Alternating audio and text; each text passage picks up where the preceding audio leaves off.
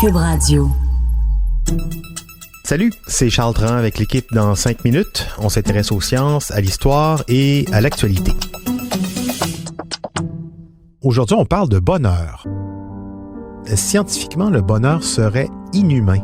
En tous les cas, le cerveau humain ne serait pas programmé pour connaître le bonheur. C'est ce qu'affirme Raphaël Ioba, un chercheur en psychiatrie du King's College de Londres, dans un article publié récemment par le site The Conversation, un article qui s'intitule « Les humains ne sont pas faits pour être heureux, alors arrêtez d'essayer ». Tout le monde est malheureux. Tout le monde est malheureux. Tout le monde est malheureux tout le temps. Gilles Vigneault l'a longtemps chanté. Une chanson éminemment subversive en passant, à une époque où pour la première fois on nous fait se sentir triste de ne pas être capable d'être tout le temps heureux. De plus en plus de chercheurs, de philosophes questionnent la fameuse phrase de la Constitution américaine, un des fondements même de la société consumériste dans laquelle on vit, « The pursuit of happiness », la poursuite du bonheur, un droit inaliénable garanti par la Constitution américaine. Dans l'histoire, avec la Constitution américaine, le bonheur, c'est devenu un droit. On l'a démocratisé pour tous. Mais ça a donné la société de consommation de masse où être heureux, plus qu'un droit, c'est devenu un devoir. Regardez la pensée positive, un concept pseudo-scientifique développé par un pasteur américain, Norman Vincent Peale. Il est le mentor de Donald Trump. The best I can do is to tell you how it has worked for me. Aujourd'hui, l'industrie du développement personnel dépasse les 11 milliards de dollars annuellement aux États-Unis seulement. Et cette pensée positive, l'écrivaine américaine Barbara Ehrenreich l'a récemment déboulonnée dans un livre « Smile or Die, How Positive Thinking Fooled America and the World ». Elle démontre que la pensée positive n'a de positif que le nom. Cette philosophie sera même l'outil de manipulation idéal pour convaincre des employés de dire oui en souriant à tous les abus éventuels de leur patron.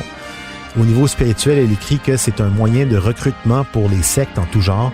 Si t'es pas heureux, écoute les prédicateurs, écoute Raël, eux autres, ils savent comment être heureux. Mais le bonheur, cet état permanent de joie que l'on cherche depuis toujours, est-ce que les humains sont conçus biologiquement pour le vivre, pour le ressentir? C'est la question que s'est posée Raphaël Ioba du King's College, un chercheur espagnol pas plus heureux que les autres, pas plus malheureux non plus.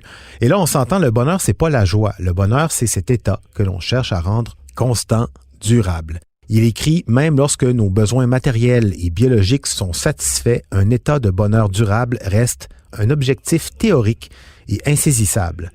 Des vieux sages l'ont souvent répété, le bonheur, c'est comme une plume qui vole dans le ciel. Ça dure jamais longtemps. Il cite l'exemple d'Abd al-Rahman III, calife de Cordoue au Xe siècle. C'était un des hommes les plus puissants de son temps.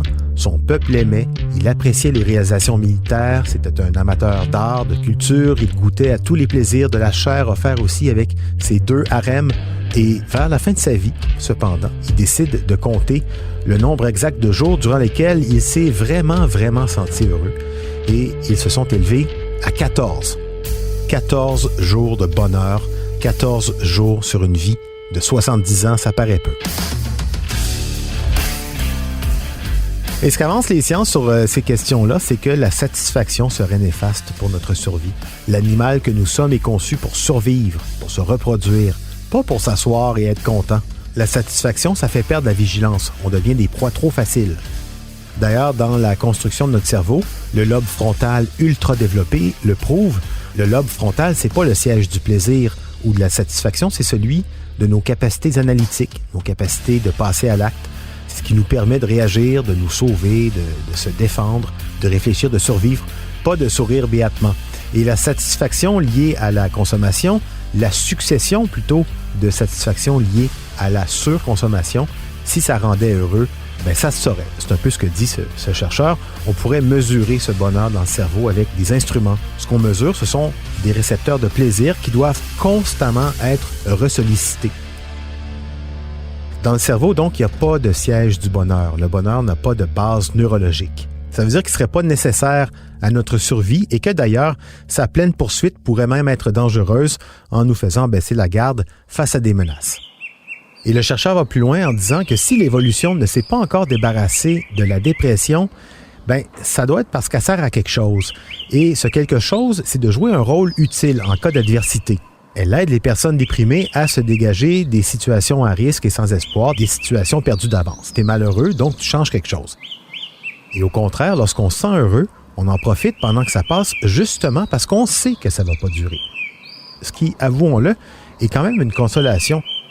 Se sentir malheureux régulièrement, c'est pas un constat d'échec, c'est naturel. Le passage entre joie-plaisir et douleur-tristesse, ces fluctuations-là, c'est ça qui fait que nous sommes des humains. C'est la conclusion du psychiatre. Et là, ça ne veut pas dire de se complaire dans son malheur, hein? Non, ça veut juste dire que si on sera sans doute jamais totalement et constamment heureux, ben, faut pas se rendre totalement et constamment malheureux avec ça. C'était en 5 minutes.